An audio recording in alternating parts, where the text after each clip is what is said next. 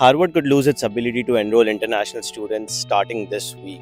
You see, a federal judge is set to rule this week whether or not the US administration's ban on Harvard enrolling international students will go into effect, a ban that could block one of the top universities in the world from enrolling international students and attracting top talent from all across the world. As we all know, this battle between Harvard and the US administration has been going on for months. It started with lawsuits, then moved to threats of funding cuts, and now we are here. This judgment could possibly have ripple effects all across the US education system. But what would it really mean if Harvard cannot enroll international students? It sends a very chilling message to all the global students who look at the US as a dream education destination. Especially after very recently OPT and H1B annexation bills were also introduced in the US Senate, which has already made people rethink their ideas and plans about considering US as their education destination. But the actual real question is US still worth it for top international talent? And well, there is no straight yes or no answer, and it depends on how much risk capability you have. But in my opinion, US is still the best place for tech and innovation. If you're smart, capable enough, and willing to bet on yourself, this is still the place to be. But I'm happy to chat more down in the comments below on your particular case and if US still makes sense for you to come as your education destination or for you to settle here long term. Let me know in the comments below and I'm happy to discuss it with you guys.